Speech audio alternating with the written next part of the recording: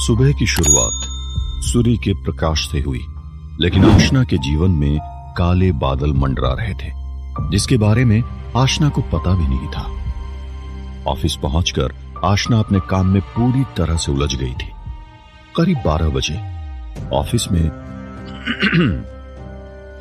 Office में 2 नए मेहमान पधारे जो शाही खानदान से ताल्लुक रखते थे, माधवराज सिंधी और संजना। जैसे ही लक्ष्मण की नजर माधवराज सिंधी पर पड़ी, वैसे ही लक्ष्मण सीधा दरवाजे की तरफ बढ़ा और तुरंत ही अपना मुंह खोलते हुए बोला, नमस्ते बड़े मालिक। Hello Sanjana madam. इससे पहले कि माधवराज सिंधी या संजना अपनी कोई प्रतिक्रिया देते, लक्ष्मण ने वापस से अपना मुंह खोलते हुए कहा, गर्वित साहब ऑफिस में नहीं है। लेकिन शायद संजना इन शब्दों के लिए पहले से ही तैयार थी। तुरंत ही उसने अपना मुंह खोलते हुए कहा, कोई दिक्कत नहीं है, दादाजी आज ही फ्री थे और वो गर्वित की नई कंपनी देखना चाहते थे। संजना ने कोमल भाव से लक्ष्मण की बात का जवाब दिया और फिर अपनी उंगली को सीईओ के ऑफिस की तरफ इशारा करते हुए बोली, क्या वो गर्वित का ऑफिस है? जी। संजना के सवाल को सुनने के बाद लक्ष्मण के भाव हल्के बदल गए थे और ज्यादा सम्मानजनक स्थिति में अपने आप को ढालते हुए लक्ष्मण ने कहा, बड़े साहब, संजना मैडम, आप दोनों ऑफिस में जाइए और थोड़ा आराम कीजिए। ये बोलते हुए संजना ने माधवराज सिंधी का हाथ पकड़ा और दोनों के कदम गर्वित के ऑफिस की तरफ बढ़ने लगे थे कि तभी अचानक आशना अपने कैबिन से बाहर निकली और उसके दर्शन सामने आ रही संजना से हो गए थे। यह नजारा देखने लायक था। दोनों के चेहरे की हवाइयां पूरी तरह से उड़ गई थी। आशना अपने सामने संजना को देखकर सकते में पड़ गई थी, तो वहीं संजना आशना को गर्वित की नई कंपनी में देखकर होश खो बैठी थी।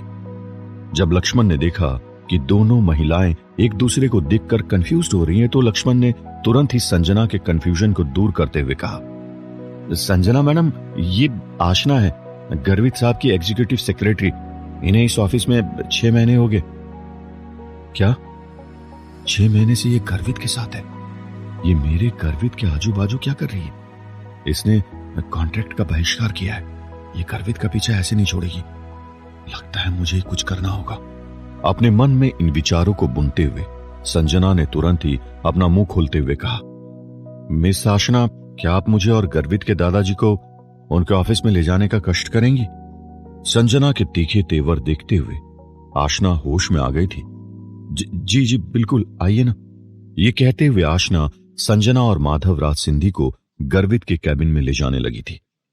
कैबिन में जाते ही संजना के तेवर और भी ज्यादा तीखे हो गए थे। मिस आशना, दादाजी अदरक वाली चाय लेंगे और मेरे लिए तुम एकदम कड़क कॉफी लेकर आओगी। इन शब्दों के साथ संजना ने आशना को जलील करना और नीचा दिखाना शुरू कर दिया था। मैं जानती थी कि अपनी औकात जरूर दिखाएगी।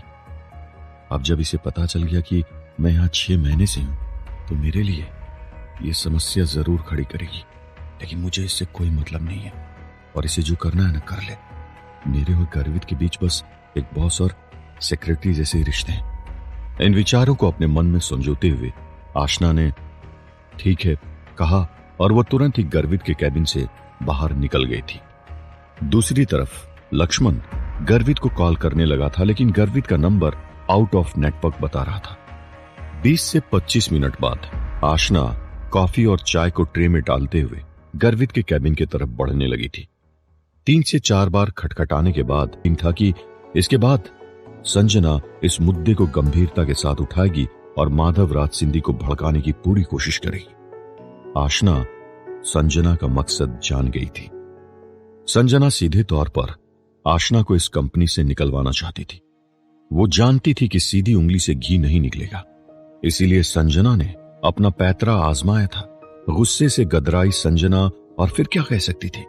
संजना को पता भी नहीं था कि आशना गर्वित के जीवन में अभी भी गुलबहार का काम कर रही है और बस उसी के चलते संजना बिफरने लगी थी।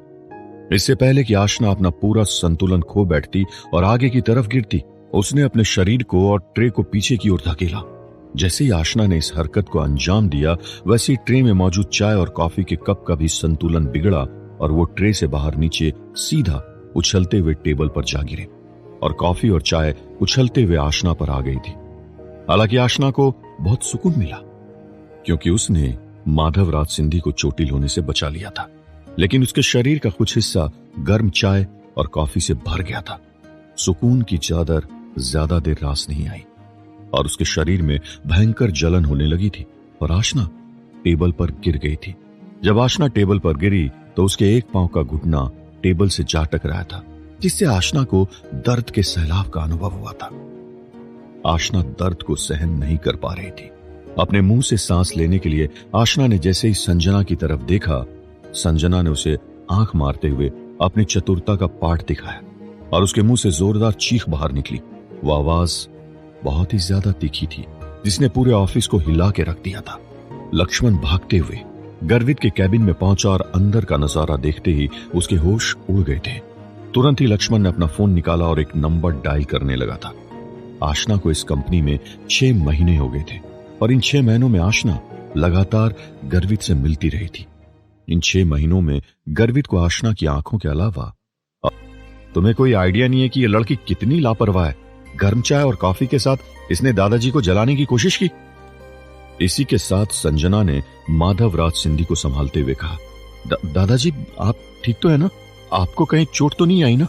संजना ने माहौल को पूरी तरह से अपने कब्जे में ले लिया था। वो किसी को भी बोलने का मौका नहीं दे रही थी। माधवराज सिंधी के कपड़ों पर या उनके शरीर पर चाय या कॉफी का कोई निशान नहीं था, लेकिन उसके बाद भी संजना का बोलना जारी था। लक्ष्मण, तुमने इस लड़की को किस बेसिस पर हायर किया है?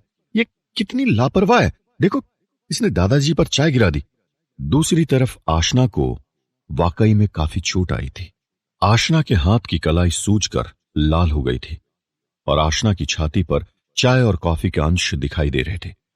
चूंकि कप नीचे जमीन पर गिरे थे, इसलिए कांच बिखर गया था और उन टूटे हुए कांच में बीच में आशना बैठी हुई थी। चूंकि लक्ष्मण हादसे के दौरान कैबिन में मौजूद नहीं था, इसलिए उसे पता नहीं था कि आखिर हुआ क्या है। लेकिन वो संजना के बर्ताव को देखकर इतना समझ गया था कि आशना इस मामले को फालतू ही तूल बना रही थी। लक्ष्मण जानता था कि अगर आशना से यह हादसा गलती से भी हुआ है तो भी संजना इतनी आसानी से चुप बैठने वालों में से नहीं थी। लक्ष्मण को यह तो नहीं पता था कि संजना और आशना में आखिर किस बात की दुश्मनी है, लेकिन वो इतना जानता था कि अगर संजना अभी शांत नहीं हुई तो माधवराज सिंधी आशना को कंपनी से बाहर निकाल देंगे। इन विचारों को अपने मन में गढ़ते हुए तुरंत ही लक्ष्मण ने मामले को दबाने की कोशिश की। मैडम संजना, मैं सेक्रेटरी आशना की तरफ से माफी चाहता हूं। चूंकि माधवराज सिंधी एकदम सही सलामत थे और उन्हें कुछ नहीं हुआ था, इसलिए उन्होंने अपने हाथ ऊपर उठाते हुए इस मामले को शांत करने की घोषणा कर दी थी और इसी के साथ लक्ष्मण ने भी चैन की सांस ली थी। जैसे तैसे लक्ष्मण ने आशना को सहारा देते हुए खड़ा किया और जब उनके कदम कैबिन से बाहर जाने लगे तब एकाएक संजना ने खेल को वापस से शुरू करते हुए कहा। जैसे ही आशना और लक्ष्मण पीछे मुड़े, वैसे ही संजना का बोलना शुरू हुआ। सेक्रेटरी आशना, क्या आप देख सकती हैं कि आपने क्या किया? आपने पूरे कैबिन को बर्बाद कर दिया। मुझे नहीं लगता कि आपको साफ किए बिना गर्वित के कैबिन से बाहर जाना चाहिए। क्या ख्याल है आपका?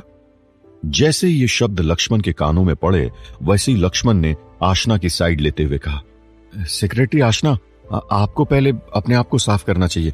आपकी हालत कुछ ठीक नहीं लग रही। आप जाइए, कैबिन में साफ कर दूंगा। ये कहते हुए लक्ष्मण के कदम वॉशरूम की तरफ बढ़ने लगे थे कि तभी अचानक क्या हुआ होगा? क्या संजना इस माहौल को वापस से अपने मुट्ठी में कर पाएगी? क्या संजना माधवराज सिंधी को भड़काकर आशना को इस कंपनी से बाहर निकाल पाएगी? क्या गर्वित इन सब के बीच में आ पाएगा? सुनते रहिए, ये प्यार नहीं आसान। ओनली